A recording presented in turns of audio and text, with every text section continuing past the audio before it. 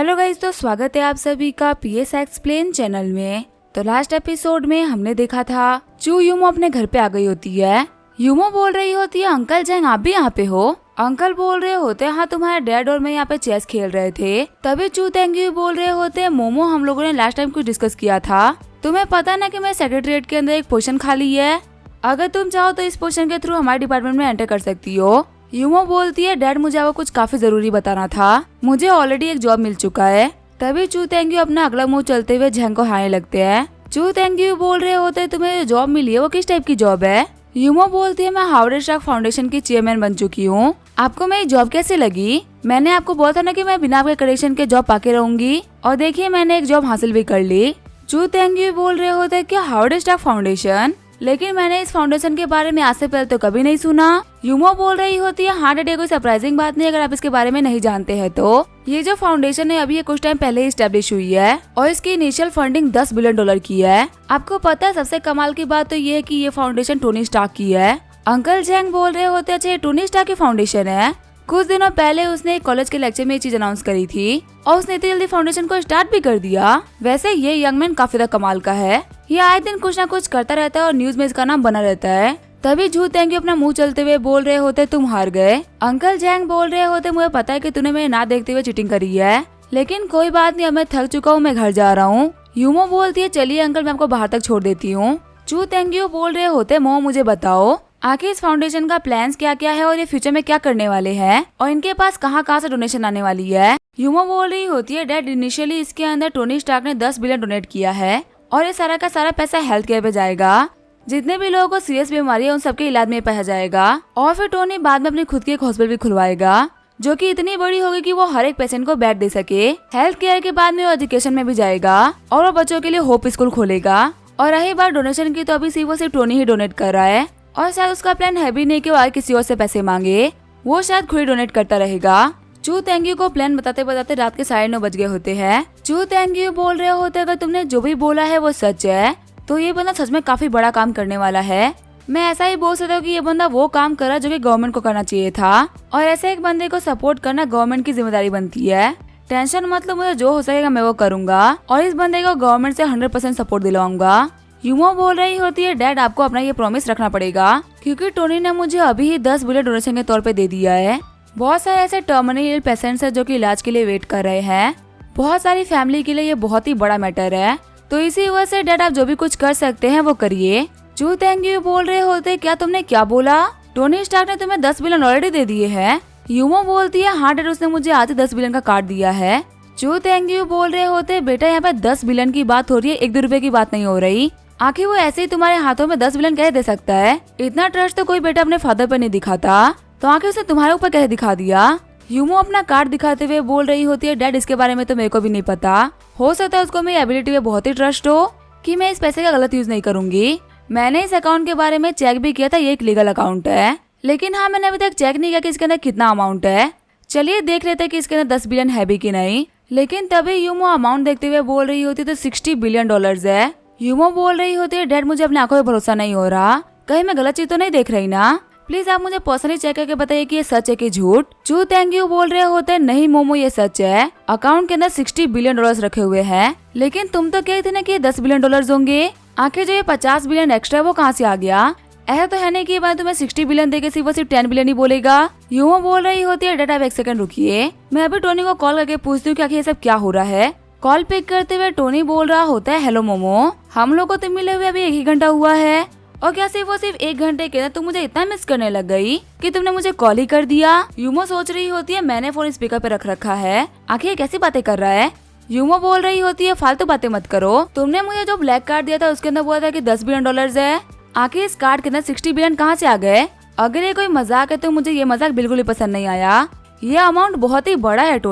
Tony बोल रहा होता है, तुमने ही तो बोला था कि हमारे फाउंडेशन को एक बिल्डिंग खरीदनी पड़ेगी और आगे हम लोग को हॉस्पिटल बनाने के लिए भी तो बहुत सारी बिल्डिंग्स और एरिया की जरूरत पड़ेगी। मुझे लगा था कि $10 बिलियन का फंड है वो इतने सारे काम करने के लिए काफी नहीं रहेंगे, तो इसी वजह से मैंने उसके अंदर $50 बिलियन और ट्रांसफर कर दिए, इससे कि तुम्हें और कोई काम करने में दिक्कत ना आए।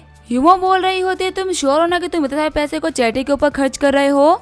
तुम हो तो एक बिजनेसमैन ही ना, कोई गॉड ऑफ वेल्थ तो नहीं हो। आखिर तुम्हारे पास में कितना पैसा है कि तुम इतने सारे पैसे को चैरिटी के ऊपर डोनेट कर रहे हो? और कैसे तुम्हारा बिजनेस इफेक्ट नहीं होगा। टोनी बोल रहा होता है यूमो मेरे लिए पैसे वो सिर्फ एक नंबर है। अगर मैं सच बोलूं तो मेरे पास में इतना पैसा है ना कि मैं भले ही कितना ही ट्राई क्यों ना कर लूं, लेकिन मैं वो सारे पैसे खर्च नहीं कर सकता। तो इससे बड़े तो यही है ना कि मैं उन सारे पैसे को अच्छे काम पे खर्च कर दूं। एटलीस्ट मेरे जाने के बाद में ये दुनिया मुझे याद रखेगी। मेरा मानना है कि मैं जितना सोसाइटी के लिए अच्छा कर पाऊंगा उतना ही मैं एक अच्छा इंसान बनूंगा। और एक बिलियनर होने का क्या ही फायदा जब मैं लोगों के चेहरे में मुस्कान लेके ना आ पाऊं।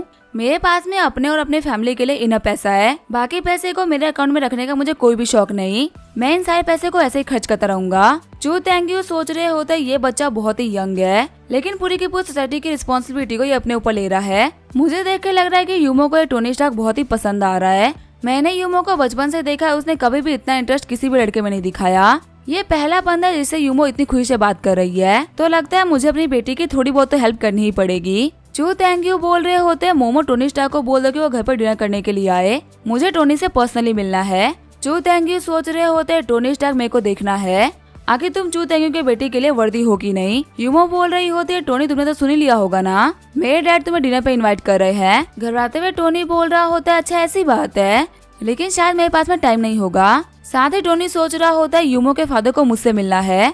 ये सोच के मेरी हालत काफी तक खराब हो रही है।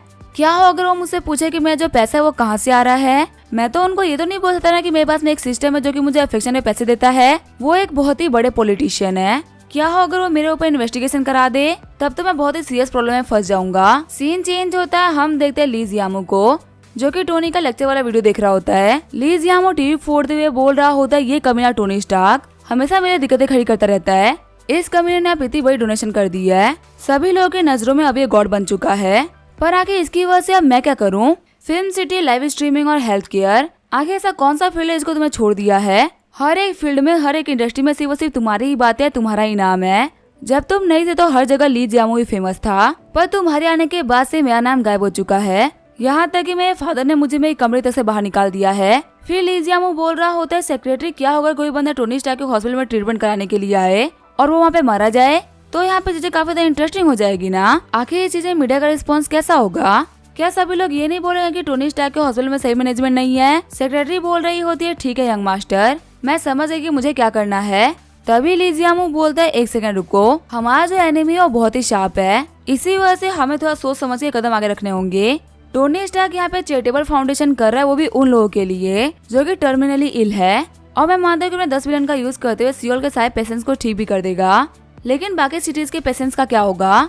टर्मिनली इल पेशेंट्स की कमी तो है नहीं, और जो टोनी स्टार्क का बिजनेस है वो पूरी की पूरी कंट्री में चारों तरफ फैला हुआ है। अगर वो रीजन्स के बीच में डिस्क्रिमिनेट करेगा तो लोग उसे काफी नफरत करेंगे, इससे उसके बिजनेस पे भी काफी इफेक्ट पड़ेगा, उसकी रेपुटेशन भी काफी ज्यादा खराब हो जाएगी। तो हमें बस यहाँ पे कुछ नहीं करना, उसके ऊपर पेशेंट्स का नंबर बढ़ाना है। सेक्रेटरी बोल रही होती है ठीक है यंग मास्टर, मैं समझ गई कि मुझे क्या करना है। साथ ही वो सेक्रेटरी होती है, वो सोच रही होती है कि मेरे जो यंग मास्टर वो नॉर्मल लोगों से काफी अलग सोचते हैं। वो टोनी स्टार्क के हॉस्पिटल में इतने सारे लोगों को भरना चाहते हैं जिनको क्योर करना इम्पॉसिबल हो जाए, और जबकि टोनी स्टार्क ने यहाँ पे 10 बिलियन की डोनेशन ऑलरेडी कर दी है, तो अब उसके लिए और डोनेशन करना काफी ज्यादा मुश्किल होगा। ऐसे में जब और पेशेंट्स आएंगे जिनका इलाज टोनी स्टार्क नहीं कर पाएगा, तो वो उसको काफी ज्यादा बुरा भला बोलेंगे, और फिर मीडिया से लेके हर कोई टोनी स्टार्क को क्रिटिसाइज करेगा, जबकि उस बेचारे ने तो अभी तरफ से 10 बिलियन डोनेट कर दिया है।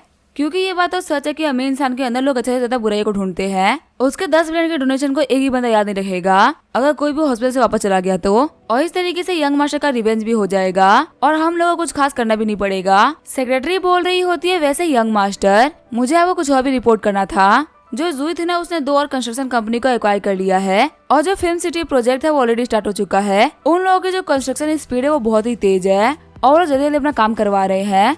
साथ ही कमाल की बात तो ये है कि वो लोग फिल्मों को शूट करते करते कंस्ट्रक्शन करा रहे हैं। ली जियामो सोच रहा होता है मुझे पता ये सब क्यों हो रहा है।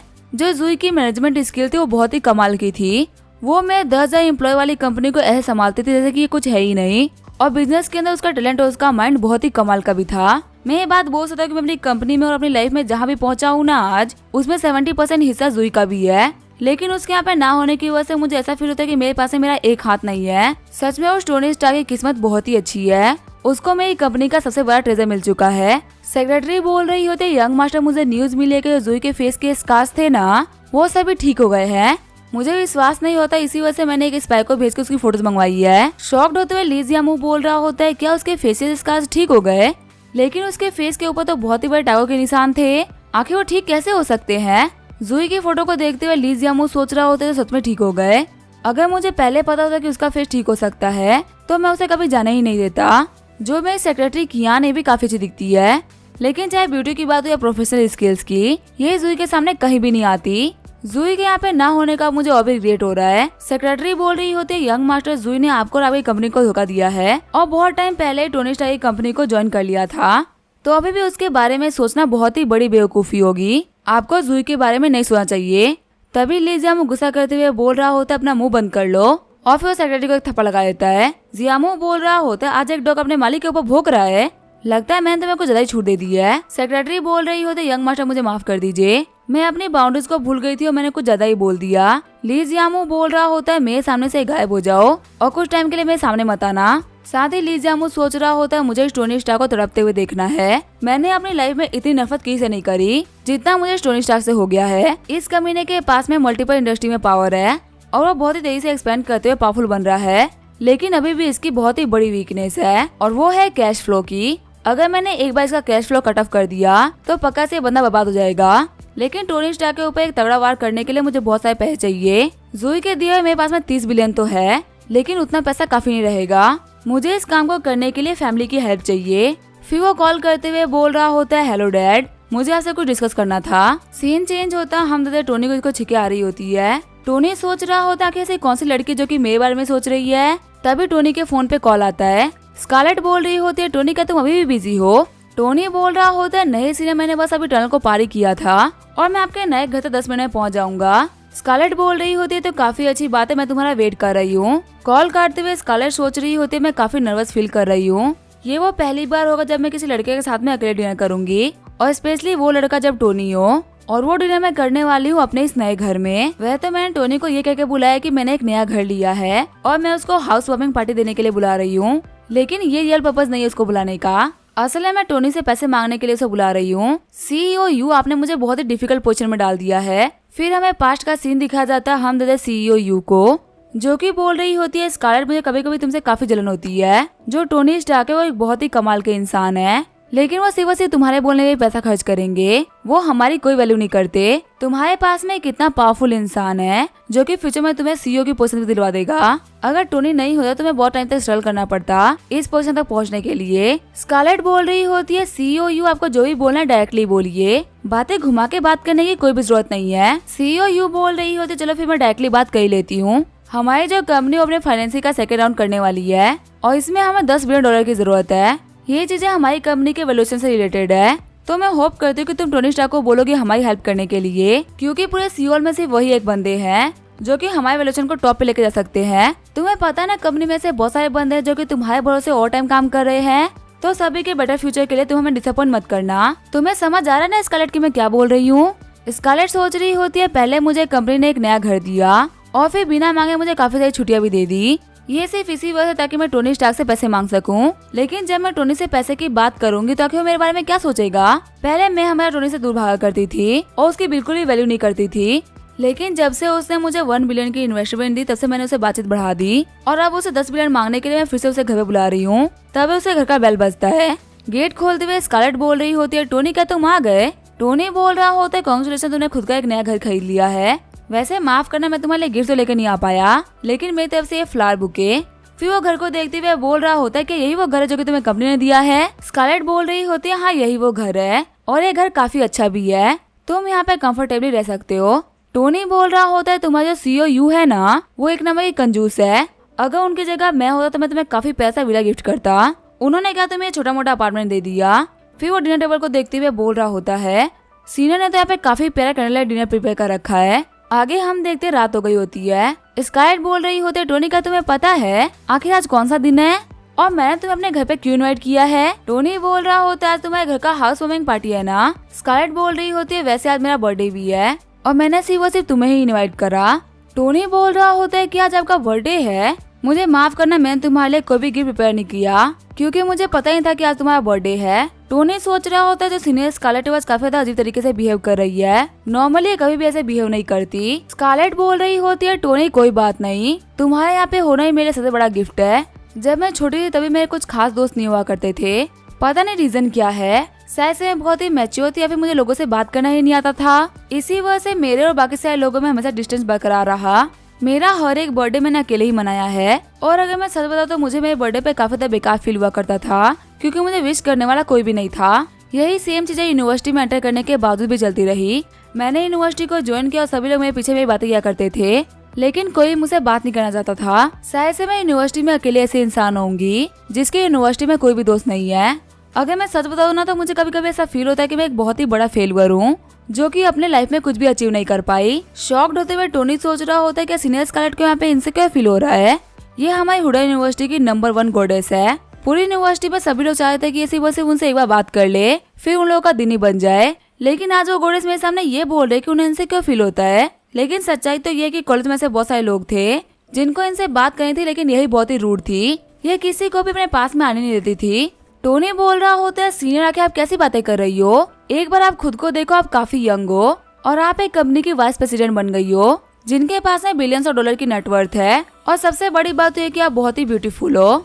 हमारे सीओ में से बहुत ही कम ब्यूटीज होंगे जो कि आपके लेवल की होंगी। तो अब आप मुझे बताइए कि ऐसा सुनने के बावजूद भी आप अपने आप को फेलियर मानती हैं? अगर आप एक फेलियर हो तो बाकी सारे लोग क्या है? अगर कोई इनमें से एक भी चीज अचीव कर लेता है ना तो वो खुद को बहुत ही बड़ा प्रोडिजी मानता है। और वहीं आप ऐसी बातें कर रही हैं। स्कारलेट बोल रही होती है, मैं एक एग्जीक्यूटिव जिसके पास में बिलियंस ऑफ डॉलर की वर्थ है। टोनी, शायद तुम्हें सुनने में अजीब लगे लेकिन मुझे इस कंपनी में और काम नहीं करना। मैं यहाँ से रिजाइन करना चाहती हूँ। टोनी बोल रहा होता है कि आप रिजाइन कर रहे हो, लेकिन आखिर हुआ क्या है? स्कारलेट बोल रही होती है, मेरा मानना है कि मेरे पास में बहुत ही कम एक्सपीरियंस है और मैं अपने पोजीशन के लिए बिल्कुल भी वर्दी नहीं हूँ। मैं इस कंपनी में सेकंड हाईएस्ट अथॉरिटी हूँ, लेकिन मैं उसके हिसाब से कुछ कर नहीं पा रही हूँ। टोनी सोच रहा होता है, क्या तुम वर्दी नहीं हो? सीनियर, तुम्हारे पास में कंपनी के आधे शेयर्स है। अगर तुम इसके लिए वर्दी नहीं होगी तो आखिर कौन है जो कि इसके लिए वर्दी होगा? वैसे एक सेकंड को मेरे समझ में आ गया, यहाँ पे कुछ तो गड़बड़ है। सीनियर स्कारलेट जॉब छोड़ने की बात ऐसे ही नहीं करेंगी। टोनी बोल रहा होता है, सीनियर स्कारलेट के आपके जो सीईओ है उनके पास में पैसे की कमी आ गई है। स्कारलेट बोल रही होती है, लेकिन तुम्हें कैसे पता चला? टोनी बोल रहा होता है, मैं उस सीईओ से एक ही बार मिला हूँ, लेकिन मुझे पता है कि वो काफी ज्यादा एम्बिशियस इंसान है। उसे अपनी कंपनी को बहुत जल्दी ही बहुत ऊपर लेके जाना है। और आपकी कंपनी लियो के ऐड हर जगह देखने को मिल रहे हैं, चाहे वो ऑनलाइन प्लेटफॉर्म हो या सिटी के अंदर लगे हुए बैनर्स, हर जगह सिर्फ और सिर्फ आपकी कंपनी के बारे में लिखा हुआ है। और इतना ऐड चलाने के लिए बहुत सारा पैसा खर्च करना पड़ा होगा। और आपके जो सीईओ है वो चाहते हैं कि आप अपनी कंपनी के लिए फंड रेज करो। वो आपको एक स्पोक पर्सन के तौर पे यूज कर रही है ताकि आप मुझसे पैसे की बात कर सके। लेकिन आपको ऐसा फील हो रहा है कि आपको यहाँ पे यूज किया जा रहा है और मुझसे पैसे की बात करना एक बहुत ही घटिया चीज है जो कि आप एक्सेप्ट नहीं कर पा रही है। आप मेरे ओपिनियन के बारे में बहुत ही केयर करती हो और आपकी नजरों में मेरी वैल्यू इतनी है कि आप रिजाइन कर दोगे, लेकिन आप मुझसे पैसे कभी नहीं मांगोगी। वैसे आपका जो एक कंसर्न है इसकी इतनी भी जरूरत नहीं थी। आपकी जो कंपनी है ना लियो, मुझे उसका फ्यूचर दिख रहा है। मुझे पता है कि वो आगे जाके बहुत अच्छा कर सकती है और फंड रेज करने में तो कोई दिक्कत होती भी नहीं है। हर किसी कंपनी को ये काम करना ही पड़ता है। स्कारलेट बोल रही होती है, हाँ मुझे पता है कि हर कंपनी फंड रेज करती है और ये जरूरी भी है, लेकिन जो सीईओ है ना वो बहुत ही घटिया काम कर रही है। जिस कंडीशन में उन्होंने फंड रेज करने के लिए कहा है वो सुनकर मेरा दिमाग खराब हो गया था। वो सिर्फ 20% शेयर के बदले में 10 बिलियन का फंड मांग रही है, जबकि कंपनी की कंप्लीट वैल्यूएशन भी 2 बिलियन नहीं होगी। मैं आपको बोल सकती हूँ कि वो यहाँ पे रोबरी कर रही है। वो अपने शेयर्स को 100 गुना दाम पे बेच रही है, बिल्कुल भी सही नहीं है। मुझे पता है कि तुम्हारे पास में बहुत सारा पैसा है, लेकिन तुमने ये पैसा मेहनत से कमाया है, तुम इसे ऐसे वेस्ट तो नहीं कर सकते ना। टोनी बोलते है, एक सेकेंड रुको। फिर टोनी स्कारलेट को 10 बिलियन डॉलर ट्रांसफर कर देता है। शॉक्ड होते हुए स्कारलेट बोल रही होती है, टोनी तुमने मुझे 10 बिलियन ट्रांसफर कर दिए। टोनी बोल रहा होता है, सीनियर स्कारलेट मेरी नजरों में 10 बिलियन की कोई वैल्यू नहीं है। मेरी नजरों में अगर किसी चीज की वैल्यू है तो वो आपकी है। हम देखते हैं स्कारलेट की अफेक्शन 1 पॉइंट से बढ़ गई होती है और उसकी करंट अफेक्शन होती है 98 पॉइंट्स। स्कारलेट बोल रही होती है, टोनी मुझे जान के बहुत अच्छा लगा कि तुम मेरी इतनी वैल्यू करते हो, लेकिन फिर भी मैं तुम्हें वही बात बोलूंगी जो कि मैं तुम्हें स्टार्टिंग से बोलते आ रही हूँ। मैं तुम्हारे इन पैसों को एक्सेप्ट नहीं कर सकती। टोनी बोल रहा होता है, इन पैसों को इतनी जल्दी रिजेक्ट मत करो। मेरे लिए तो इन पैसों की कोई वैल्यू नहीं है, लेकिन ये पैसे आपके लिए बहुत ही वैल्यू कर सकते हैं। अभी जो सीईओ है उनके पास में कंपनी में सबसे ज्यादा शेयर्स है और इसी वजह से वो कंपनी में सिर्फ अपनी चला रही है और तुम्हें दबा के रख रही है। इन पैसों का यूज करते हुए तुम्हारे पास में कंपनी में सबसे ज्यादा शेयर्स हो जाएंगे और फिर तुम अपनी कंपनी की रियल बॉस बन जाओगी। साथ में अपने फेटिया रियल एस्टेट से कुछ लॉयल बंदों को तुम्हारे पास में भेजूंगा जो कि तुम्हारी कंपनी को ग्रो करने में और पूरी की पूरी पावर को हासिल करने में तुम्हारी हेल्प करेंगे। और हमारा लास्ट स्टेप होगा सीईओ को कंपनी से लात मार के बाहर निकालना। ये सब करते हुए हमारे पास में बहुत सारे शेयर्स भी होंगे और बोर्ड ऑफ डायरेक्टर का साथ भी। इस तरीके से हम 11 बिलियन के अंदर पूरी की पूरी कंपनी को एक्वायर कर लेंगे। अब इसके क्या होगा वो हम देंगे नेक्स्ट एपिसोड में। तब तक के लिए वीडियो देखने के लिए थैंक यू।